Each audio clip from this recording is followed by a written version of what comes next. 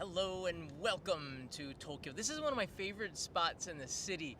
This is Toyosu Gururi Park. And it's a place where you can see both Tokyo Skytree and Tokyo Tower, Rainbow Bridge, and the entire Tokyo Bay. It is also completely and utterly empty, which goes against yesterday's live stream talking about the overcrowded, over-tourism or tourism pollution. A topic that was in the headlines yesterday, and it took a lot of heat from certain people in that maybe the most talked about live stream of the summer. There's a ship leaving over there too. But in this episode, I wanted to talk about it's still going to be hot.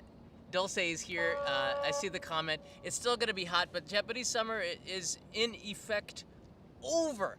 Even though it's the end, there's still 3 days left in August. Yesterday, the festivals, the Bonodori, several of them were being held in the city of Tokyo. There was one in Roppongi Hills. There was one at Hibiya Park that anybody could come and join. With the music going, half the people were in yukata, half the people were just in shorts and a tank top like me, enjoying the summer.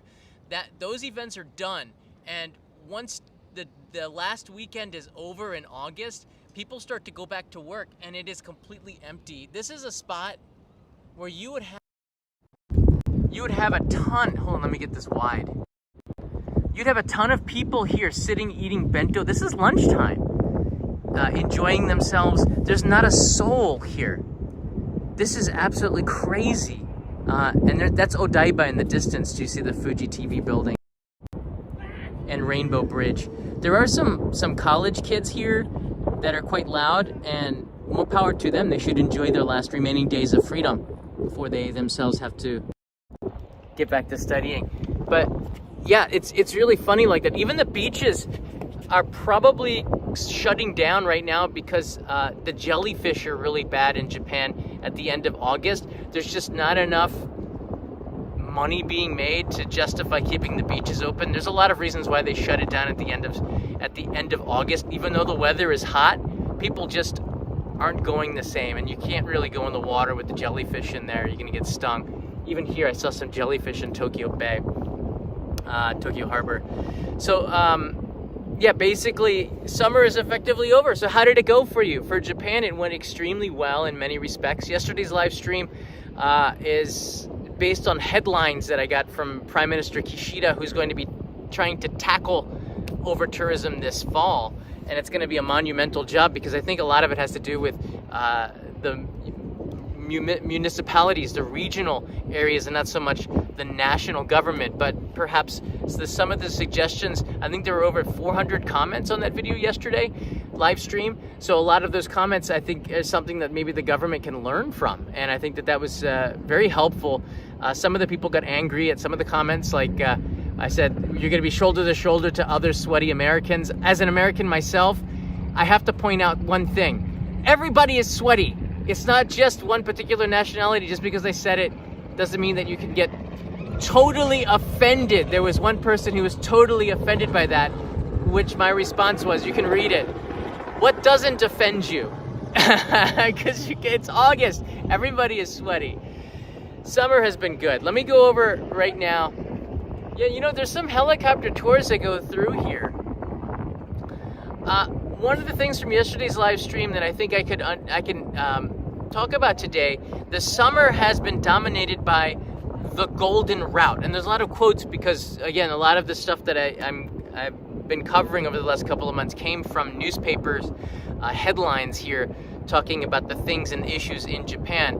I don't want to talk about what the other YouTubers do. I don't want to be an echo chamber of doing the same thing everybody else. No one is confronting the stuff that's happening in the news, you know, the things that are going to impact your trip so much. There's a few other YouTubers, but the great thing with the live streaming format is I can do it the next day and get your feedback as well.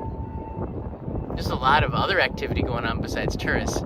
But I'm the only one out here. So the Golden Route has dominated the news over the last month, and the summer was dominated by an overcrowding of the Golden Route. And what do I mean by that?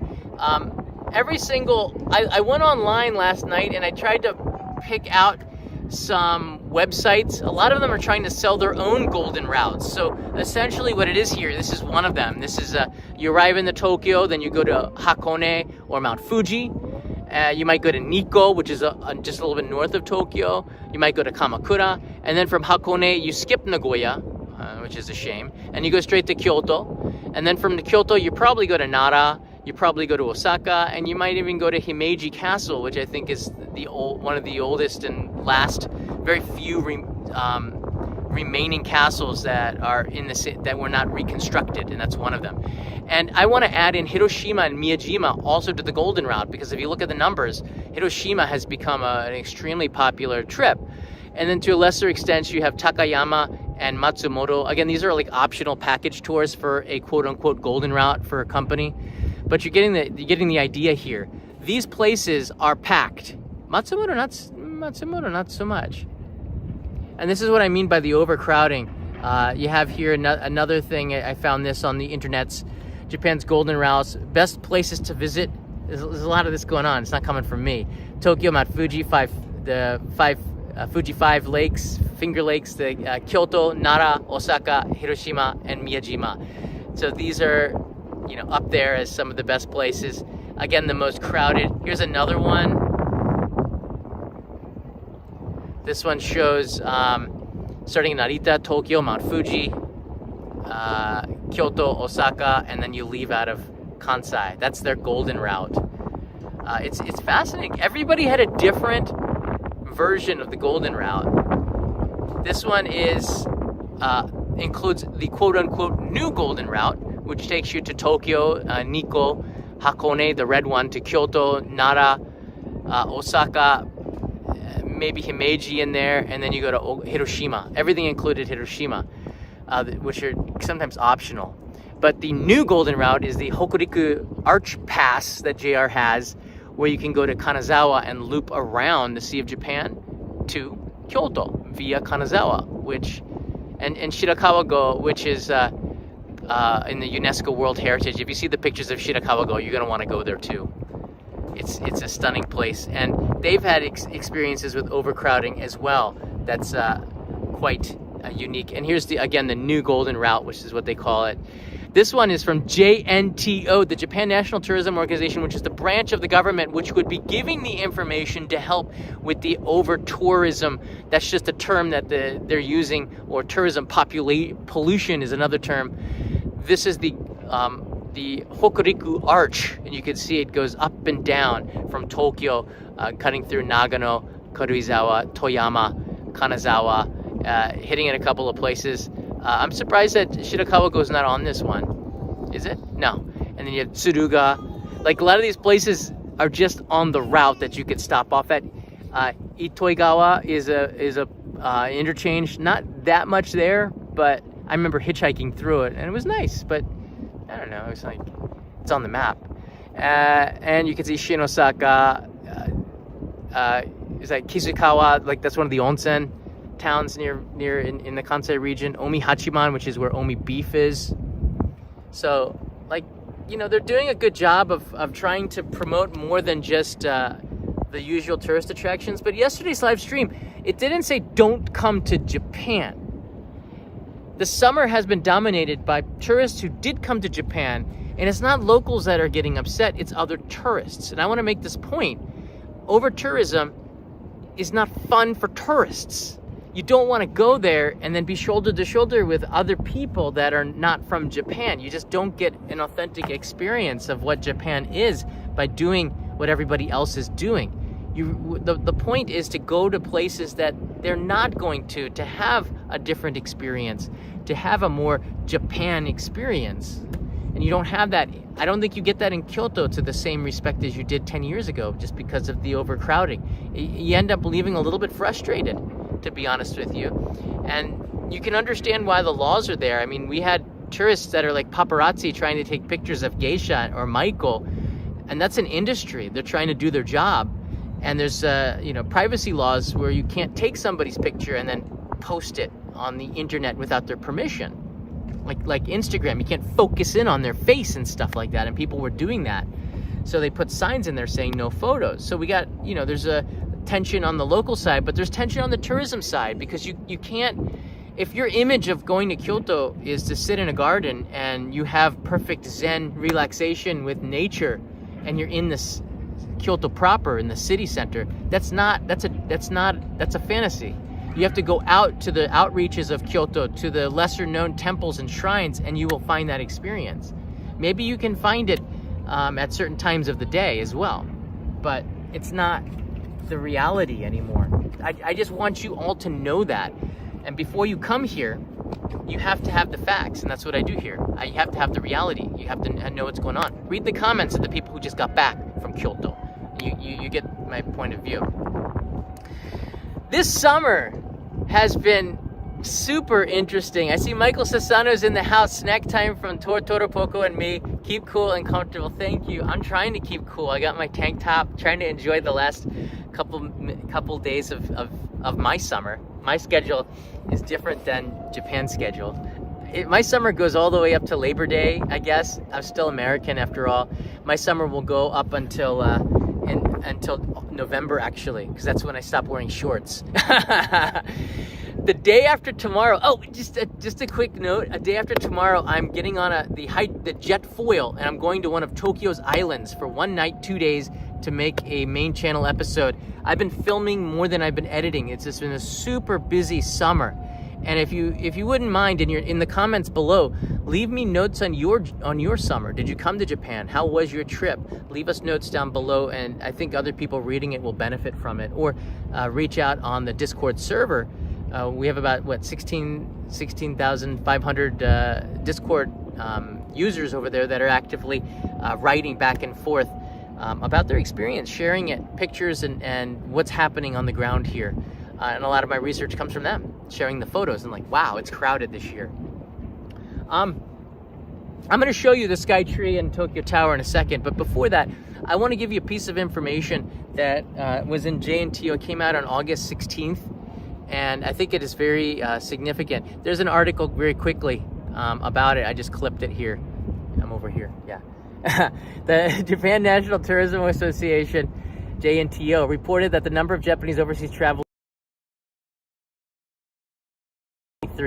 approximately, of course it was more than last year, but it's almost 50% less than 2019. So the exchange rate is so bad, the Japanese yen is so weak, Japanese tourists did not leave the country. Usually it's about 2 million people. All right, that is so short. That means those people stayed domestic and traveled more, which is a part of the frustration. Japanese tourists that were traveling, 1 million of them, were really frustrated, because again, this came to the front, and I think that the Japanese government should have been able to see this coming. I think they expected more Japanese to travel, and the reality was that they did not. They stayed in Japan, and when tourists don't prepare to get off the Shinkansen like a couple of minutes before the stop, they get up at the last minute, and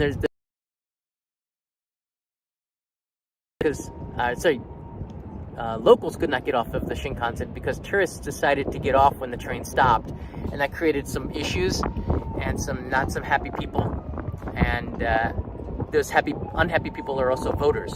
So there's that. Here are the numbers. This is the numbers of Japanese tourists who came to Japan, and for the summer. And it's interesting to compare it because they do it to 2023, but if you do it to 2019, it's more interesting. I think there was a chart for that too. Korea leads the way with almost 626,000 visitors in July. So by far, you want your neighbors to visit. With China and Taiwan and Hong Kong, that makes up the vast majority of tourists. But there's one country above them all that made a huge stride, and that is my country, America. And I'm so happy to see that finally we had over 100,000 visitors from America, from the United States, visit Japan, which is awesome. That means there's going to be over 1.2 million per year as an average, and that's a wonderful thing because more people are starting to get to know Japan. More people are coming to visit, and that makes me really happy, because when I first came here in 1998, Nobody visited me, and that includes my parents and my family. Nobody. I've got loads of cousins, and nobody has visited me in Japan. I don't know why, but it wasn't a very attractive place to visit in the 1990s or even the 2000s. Japan didn't start to blow up as a place to visit until social media came and started to show pictures of the beauty that I'd already known for 20 years. So, hey, I enjoyed all of this for half my life before a lot of you started to make your first trips here. And I'm here to welcome you too. So thank you for coming and considering Japan as a trip. The prices are going to rise next summer. This is a guarantee. Because of the supply and demand. More hotels are being built. More hotels are coming up. More tours are being started. There's more flights. I just saw the news where Air Japan, which is ANA's, this is crazy. I'm gonna do another live stream on this next month. But and I wanna know your thoughts on this, you guys. So ANA just listen to this. I think it's dangerous because this cuts both ways. A one-way trip from Tokyo to Bangkok on Air Japan is just a little bit over $100. It was 15,500 yen, which is 15,500 yen, or that's like $108 with the exchange rate. And even in yen, that's cheap. One way to Bangkok for 15,000 yen. Are you kidding me? You know how many Japanese are going to be leaving Japan to go to Thailand now? I think this was just, I think Peach Airline might even be cheaper, but I think they said that Air Japan, Peach Airline is also backed by ANA. So ANA's got now 2 low-cost carriers, one backed and one owned. And it's going to be interesting. The Air Japan and Zip Air, which is JAL, will be starting their routes, ramping it up in 2024. So you're going to see even more tourists coming, which is why I was not sugarcoating yesterday's live stream. People need to understand the reality and that changes are going to be happening because Japan right now is not. What we learned this summer was that Japan was not ready for the tourism to restart in the same way. Like that was dangerously close to backing up to my bicycle right there. I was like, what? I thought I was gonna hit my bike. Bye-bye, truck. We're getting dangerous. It was just a very I don't want to say unorganized, but it just seemed like a lot of places, in particular Kyoto, was not prepared for tourism. It's like, what? They've been collecting taxes to make sure that there's no over-tourism for years, but it looks like they were unprepared. I don't know. Maybe they'll do a better job. They take 1,000 yen if you spend over, 20 or 50,000 yen per night at a hotel. They take 1,000 yen, and the tax dollars is supposed to go back to help with this issue. And I don't know where it goes. Again, like when you take taxes, you have to. It's hard to know where it's actually going. Here's the Tokyo tree from this point. I just want to show it to you because it's so cool. Do you guys see it on the right side? All right, and now I'm gonna zoom across and show you why this view is so awesome and like why nobody comes here to eat a bento. Now in the center of your screen, you can see Tokyo Tower. It's kind of small, but that's the bay right there. And you can see all the buildings and all the construction. And I like to come here with Leo and Kanai and we eat bento here. And we'll relax for about 20 minutes and then go back to work. And if you pivot around even more, back to where I am, you can see the Rainbow Bridge and you get an amazing view of Odaiba. And you can see all the boats coming in and out that are going to the Tokyo Islands. And the day after tomorrow, I'll be taking a jet foil out to Nijima, which is going to be pretty awesome.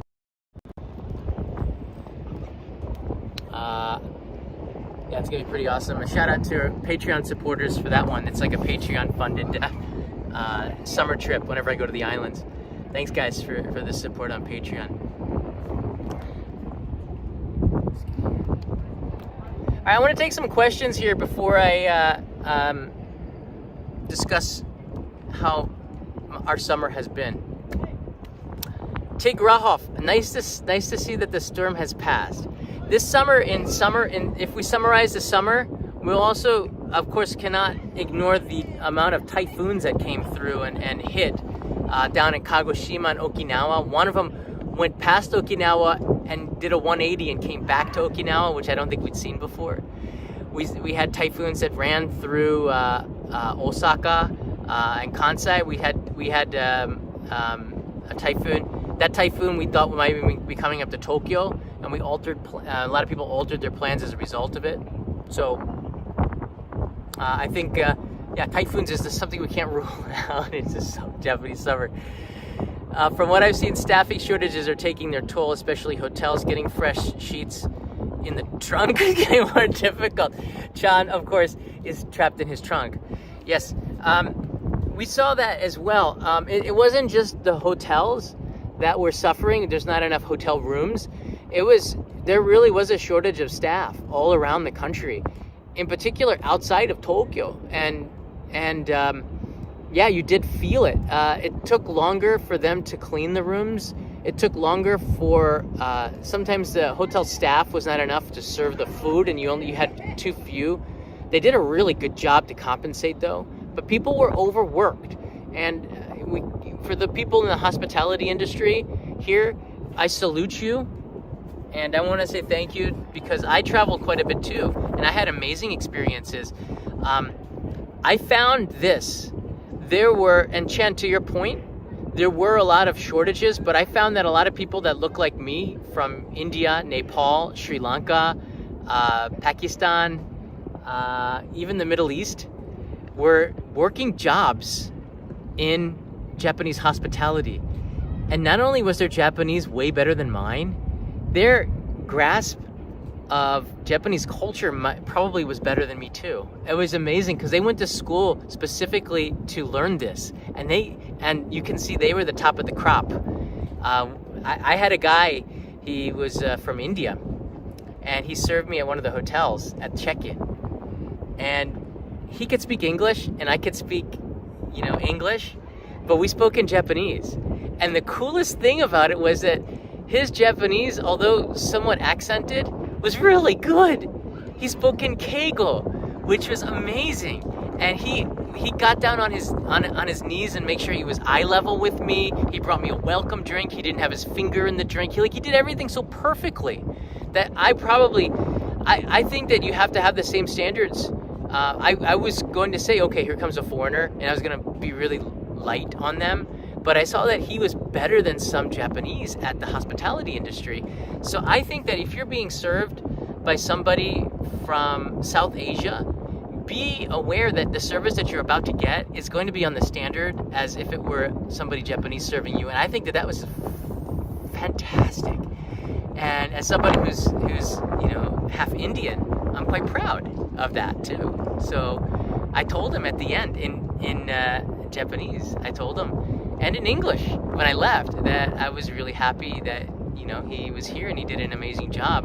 And I filled out the survey and said so too, because he wanted to stay in Japan, and he wanted to eventually in his hotel become higher ranking in his hotel. That was really important to him. You don't hear that in Japan, because Japanese workers, the turnover is either a staff that is a senior citizen or somebody that's quite old and has been working there for a long time. Young people don't want to take these jobs. So when I heard that he really cared about the hotel's hierarchy, and he wanted to be a part of the hotel for a long period of time, that really melted my heart as somebody who understands the industry and loves Japan, that people are here in the countryside from abroad that want to stay there and grow. And they might even be the one who inherits the entire hotel and becomes the CEO of it. I think that that's fantastic. Yeah. Kamen Rider writes in here, do you think that more tourists are going over in the autumn? Yes. And also, are the beaches open in the autumn? No. Well, the beaches are open, but there's nobody. I mean, you could go in the water, surfers do it, but there's no lifeguard, okay? And keep in mind that the Pacific Ocean, if you're new to it, the rip current is really strong. It's not. It's more than the Atlantic, I believe. So, you know, just be really careful. If you're not a strong swimmer, make sure you understand before you get into the ocean, like start really go swimming into it. If you're going up to your knees, that's one thing, but if you're going to actually swim in the ocean in the autumn, please understand the rip currents and understand that talk with some locals before you go in, and understand that the seas are much rougher in the winter than they are in the summer. I try riding out to the Tokyo Islands in the winter, and you're going to get seasick. In the summer, it's a lot cooler, a lot calmer, unless there's a typhoon. Pacific, so not Pacific. Not Pacific, not so pacifist. Yeah, that's the word, yeah. All right, that was a good comment, and I'm glad that you brought this up here. K Fo writes in here, should Kyoto be avoided? Gosh,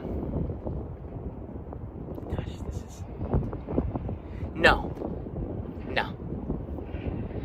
Personally, all right, number one, I'm gonna sit differently for this one. Let me do a live stream tomorrow about this. I think this is a wonderful idea. I'm gonna do a live stream tomorrow and talk about it. Okay, so let's do that in more detail. But for right now, I read the comments from yesterday's stream and it disappointed me, and I think I'm to blame. I was really tough on Kyoto, and rightfully so. But my point is this: by being tough on it, it's that there's just too many people that are making that their choice without doing the research and understanding that perhaps they should spend less time in Kyoto. And I was really tough on Kyoto yesterday. And my honest feeling is, if it's your first time visiting Japan, you should go to Kyoto, and there's no doubt about it. Don't not go to Kyoto because I personally don't like it. In fact, let me give you a piece of advice that YouTubers they call us influencers, because if we say something, it does make an impact on the way people adjust their travel plans or where they go and this. And I try very hard to be careful to that. When I tell you not to go to Kyoto, my hope is that people are still going to go to Kyoto, but they're going to go to other places too. Or they're going to rethink just going to Kyoto. I want you to rethink your itinerary is what I want you to do. So, you know, I don't want you not to go to Kyoto. I want you to go to Kyoto, but I want you to consider what I tell you about it, which is the honest truth that it is overcrowded. That if you go to Kinkakuji, the Gold Pavilion, you're going to be in a line 400 meters long to get in. That's like a quarter of a mile. All right, I want you to think about that before you go to Kyoto, and maybe make it a day trip instead. Get there in the morning and then spend the night, take the train out and spend the night in Kanazawa, which is now getting part of the Golden Route. Or go to Shiga Prefecture to Omi Hachiman and have a wonderful Omi beef dinner from the source. That's where there's a craft beer. Went in there and it was I think it was 2 Aussies that were running it, or 2 Kiwis. I don't want to make them mad, but yeah, there you go. So I want people to rethink where they're going. Maybe stay in Uji, for example, among the tea. You know, Ulfi, how is Tokyo November through February? It's all right. Tokyo is fine. The thing is, there's going to be this year. All right, I'm going to give in September 1st. I'm going to give you I'll change the view here. I'm going to give you a Japan travel update for fall 2023 in the beginning of September. I'll talk more about that then. But this year, because the yen is weak, and I just showed you the statistics that more than half of the travelers in 2019 that are Japanese stayed home and didn't travel abroad, meaning that those people traveled domestically. There were 1 million more Japanese travelers on the Shinkansen this year than there were in 2019. That's significant. So this fall is going to be crazy. Please, I'm telling you right now, you need good headlight. What? You mean on my bike? Yeah, probably, I don't know. Please make your reservation 3 months in advance, at least if it's a popular area or hotel for the fall colors. Please do that. You're not going to find a hotel. Please do that. You're going to have to do day trips. To Nikko, it's like sold out, man. the domestic tourism, because it's 150 to the dollar, people are not traveling abroad for fall. They're going to be staying domestic, and they're going to be staying in Japan, and Japanese have already booked the best hotels. Foreigners are going to be, non-Japanese, I don't like the word foreigner. Non-Japanese are going to be, have slimmer pickings because they tend to not book in advance and prepare as much as Japan. That's a gross generalization, but on the whole, independent travelers don't book their hotel 6 months in advance. They almost are spontaneous with booking trips, and that's the fun part of traveling. But if you're spontaneous, it's really hard to book at peak times, and November is peak, all right? It's easier to predict the changing of fall colors than it is the cherry blossoms. So people book, they know when the colors are gonna be peak, and they book like November 18th and 19th in Kyoto is like sold out, you know? So just please do that. It's gonna be busy. After the fall colors, in December to January, it's low season. It's easy to get around unless you're a skier, no issues whatsoever. So, I'm surprised this iPhone is not overheated actually. The humidity is down a little bit, so I'm not sweating, or it could be this mesh tank top from Uniqlo, circa 2015. I will never be able to throw this tank top away. She threw one away, and I got a little bit upset, and then I found it in the trash and got it out. Never throw your husband's favorite t-shirts away. Just advice. Am I wrong or am I right? Just don't.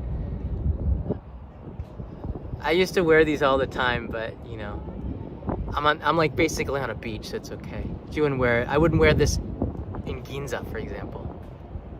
Any tips traveling with kids in Japan for the first time? What does kids mean? How old are they? How old are they?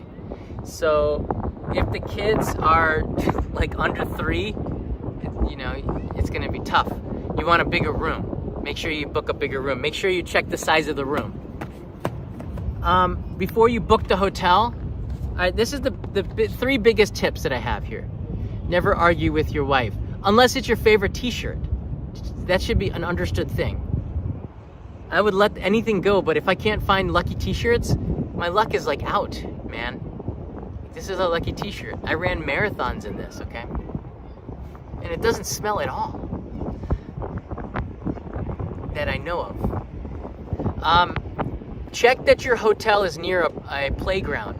Tokyo City has playgrounds even in Roppongi, even in Shibuya. And you can really improve the quality of your trip by making sure that you book a hotel near a playground, all right? With a slide and a swing. And you can go on Google Earth or Google Maps, and you can street view that, and you can find if there's a playground around it. That's huge.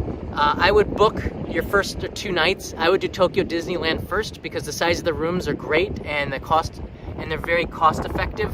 Cost performance is high. And if you're gonna be jet lagged, that's the place to be jet lagged. And it's really close to the city. So families should make sure that the room size is adequate, because you're gonna get like 16 square meters, and that's not a lot. That's basically, you can't even walk around in the room. You're just gonna go through the crash. For 3 people, that's really small. You're gonna want like a triple room, or you're gonna want a room outside of the city if you can to get bigger rooms. The other thing is that consider taking taxis instead of public transportation. I know that might inflate your budget, but you just paid over a couple $1,000s for the flight. It's probably gonna be $100 more to take taxis around than taking public transportation, and it could make or break your experience with a kid, all right? You don't wanna go walking around just take the cab and eat the cost. It's gonna be, if you got 3 or 4 people in your family, it's marginal, okay? Take the taxis, because it's just so much easier and takes stress off of you. And you can get into air conditioning in the summer, and you can relax for 10 minutes as you go from one place to another. It's so much worth it. Grab cabs whenever you can, and stay away from local public transportations at peak times. And the 3rd piece of advice, kids are gonna get jet lagged too. So have a plan B and plan for being jet lagged if you're coming from the US, and you'll have a pretty good trip if you plan for that. Japan's a safe place that you could probably play at the playgrounds at 4 a.m. Just keep in mind that keep the noise down, All right, you can still play on the playgrounds, but just keep the noise down. That's all I can tell you. But a lot of hotels, in particular Holiday Inn, I found had play areas inside the hotel, which is great if you're jet lagged and your kids are jet lagged and they wake up at 3. What are you gonna do? You know. So I hope that's helpful. I'll consider making another episode on this. Kanai, me, and Leo's summer has been really good. I haven't been home a lot, which is a shame. I've been away traveling. I got back from Nara, and then I go to Hiroshima really quick. Or I go to Hiroshima, and then I go to Nara, and then I come back for a few days, and then I gotta go back to Hiroshima again. So it was like, and I didn't even have much time to edit this summer, so we didn't have a lot of episodes on the main channel, but that will end really soon. There's like no doubt. There's already promises of episodes being released because I got help from local areas. So there's like 4 episodes coming out in September, or from here to the end of September. So it's gonna be pretty crazy on the main channel. The trains start running around 5:30, but the Yamanote might start at like 4:58 from certain stations. So Tokyo runs early, but local trains probably start around 5:30, maybe 5:15 from the origin, but it doesn't reach your station till 5:30. That's also possible. NyQuil for kids. I don't want to ask. I don't want to know. Craig here. Kawaguchi's here. Aloha, Craig. Thanks, buddy. I find that most Japanese hotels cater to single or couple travelers. Families seem to have a hard time. I think that has to do with the size of the rooms more than anything. If you go to Japanese onsen, you'll find that they do a really good job with couples, and some onsen are better than others with family. And this is it's just a reality. Some of them prioritize romantic trips, where you have kashikiri private for rental onsen baths, which are great for tattoos. And then some prioritize families, and you see that in the cuisine and the food available. Some of the hotels have children's menus like chicken nuggets and deep fried potatoes with smiley faces on it. I sometimes will eat that too, so it's not just for kids. There's smiley faces on the fried potatoes. Isn't that better than French fries? That's so much better. Breakfast in Japan is at 11. That's a really good tip. I have an episode coming on the main channel about this too. Most bakeries don't open until 10 or 11, which is crazy to me. It's like, it's over, but I don't want to eat bread for dinner. That's something you can eat for breakfast maybe. But they don't open at 5 a.m. like in Europe. So there's some upset French sometimes that come here like, I don't want a croissant at 11 a.m. Well, maybe that you do, but I really would prefer one at breakfast. A lot of bakeries don't open then. So for breakfast, I would take your hotel plan, or you could go to the convenience store or Starbucks or one of the other cafes, or you can go to a local Japanese coffee shop that usually has a coffee breakfast set, which is toast and jam and some scrambled eggs and a coffee for 500 yen, which is so cheap. That 1 coin breakfast is almost everywhere in the countryside. Maybe they've raised the price because of inflation, which is still ridiculously cheap. That's like $3.50 for a breakfast. No muffins at 8. I stopped eating carbs pretty much. But yesterday we had Indian food, carry out Indian food, and ate it at home, which is amazing. Leo had cheese naan, and I had the only thing that upset me was I had to get amakuchi, which is sweet curry for everything, because Leo doesn't like spicy. So when the chef said, "What level of spice do you want?" I just went amakuchi, and he knew I wanted super spicy, but it was still really good.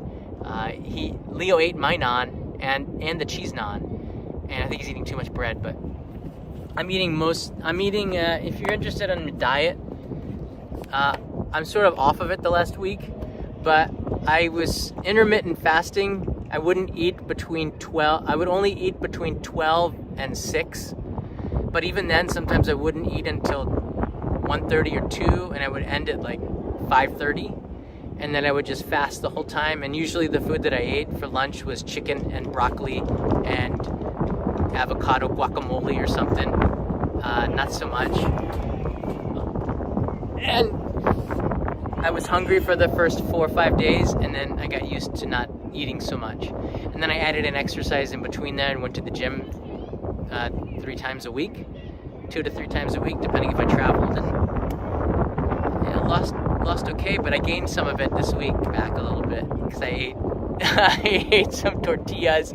How could you not? And I started eating bread a little bit, and I might have eaten when I was in Kochi the big breakfast that they had at the ryokan. So, and I put the weight back on kind of quick, which shows you the power of a diet. You have to stick onto it. Yeah. Is it windy? I don't know. The wind covers on it, UFO Bob. There's a little bit of wind here. What chain gym do you use in Japan?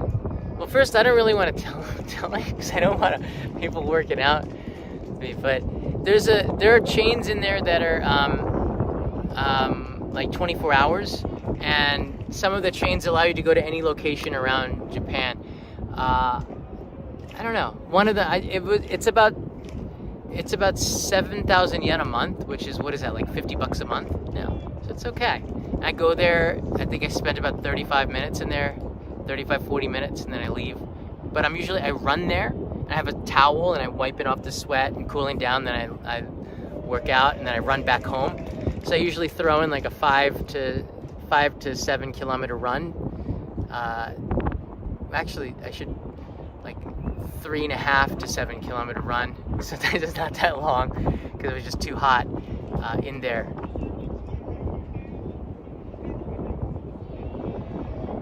Just saw some plastic go. I don't want that to end in the. Let's go get that. I don't want that to end up in the water. There's this dive master. That's the last thing. That's the thing that breaks your heart when you see plastic go in the water.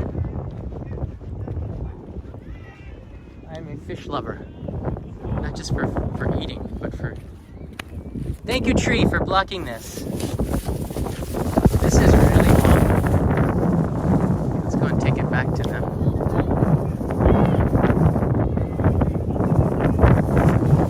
That's really bad. So this barbecue place, it's so windy, this point, having plastic going in the sea, that really ticked me off. So this is their restaurant stuff, so I'm gonna jam it into here. Yeah, it'll be fine.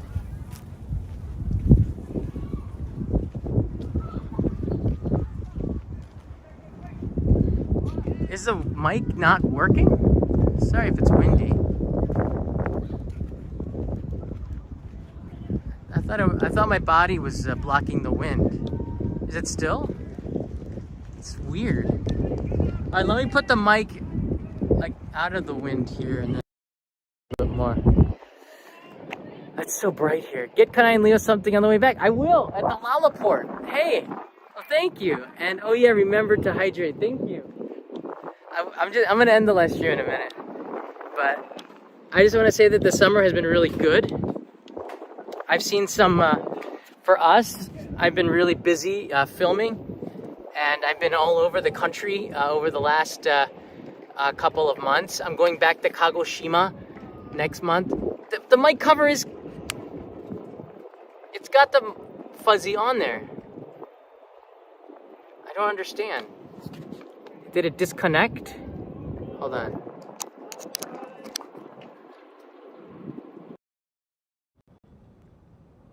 Is that better?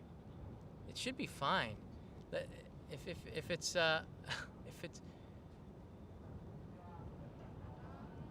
is it worse? I can't understand how it could be bad. The wind covers on it. And now the mic is out of the wind. Maybe it just disconnected. I don't know. The thing that I don't like about these Rode mics is that it does an awful job of connecting to the smartphone. I don't know. Perhaps it wasn't. I think. Well, it's going to be lower because of the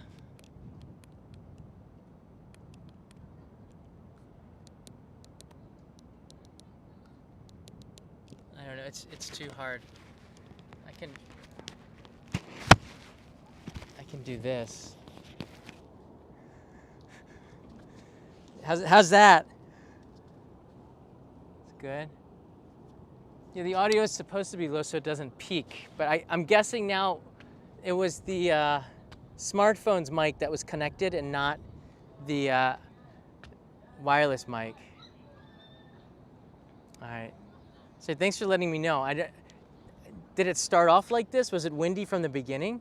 Because I'm really frustrated with this Rode mic. They just released a new version of it, but Rode, I have to tell you something, it's not that great with the making me buy a $30 wire and it doesn't work.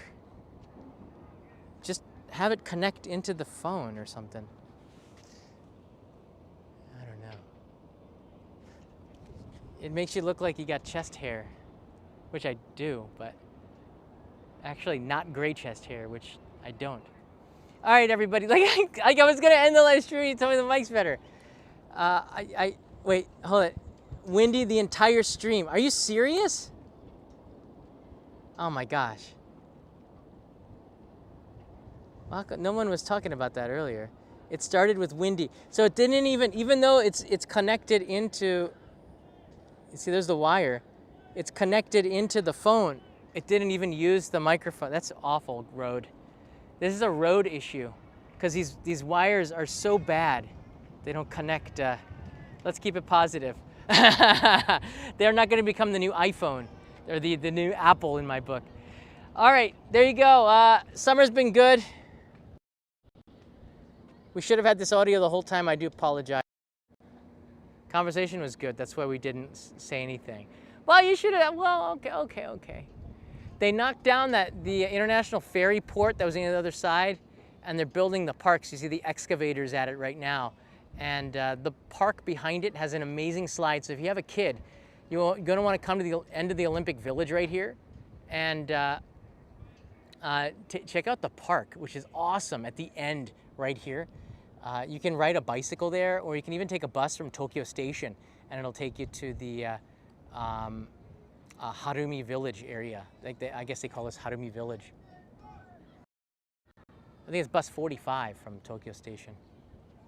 The sky tree over there. That's where the Olympians stayed in 2021. And it's still, 2 years later, it's still not complete. Can you believe that? It's crazy.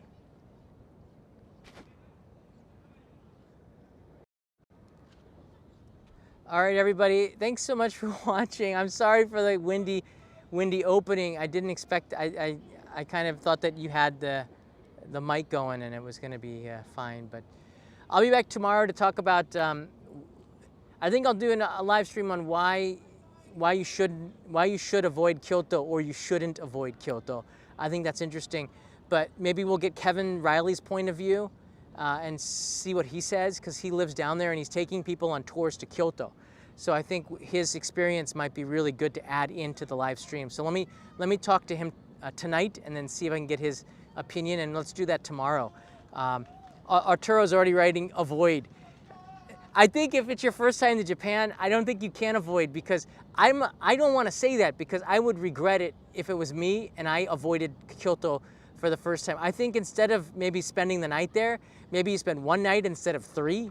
Maybe you do a day trip instead of one night. I don't know, but I think people should. Yeah, and punk people are too easily offended. In particular, my own countrymen, because a lot of the people who left comments were offended because I said sweaty Americans. I don't understand why. It's true. It's not just America. I'm a sweaty American right now. Oh, there's a jet foil. That's what I'm taking. I'm taking this the day after tomorrow, and you're coming with me. I'm taking this in 48 hours. Less than 48 hours, I'm gonna be on this. Whoa, that is cooking! I'm going to Nijima to film an episode on one of the Tokyo Islands, and it takes like 90 minutes to go pretty far on that thing. No, I'm never gonna forget that I'm still American. I hear myself. I know my accent. That's so fast. I'm excited for this trip. Maybe I'll try to live stream it. Look, yeah, I'm not going to forget who I am, but I'm also not going to make fun of myself, and I'm not going to have some fun with it either. Okay? Need to have a sense of humor. But yeah, in the summer, it's not just Americans that are sweaty. Every single person is sweaty. So if you're totally offended by that, what aren't you offended by? So relax. Have America's top-selling beer, Modelo from Mexico. I saw that on the YouTube a couple days ago. It was like, yeah, well, Mexico makes some pretty darn good beer, so guess I could see that. Like, you know, don't worry about it. It's all good. All right, see you again tomorrow. I'll be back and we'll talk about this Kyoto thing. If you have a question about Kyoto, you can leave it to me on Patreon because I scout the direct messages there like several times a day.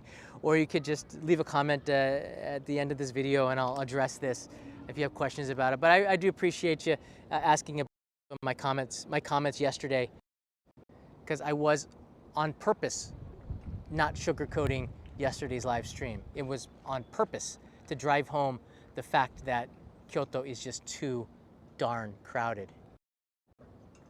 and you should go somewhere else or consider it. Because even if I say people don't go, they're going to go there anyway, and that's about tomorrow's live stream. So I will see you then. Have a good day. Stay cool.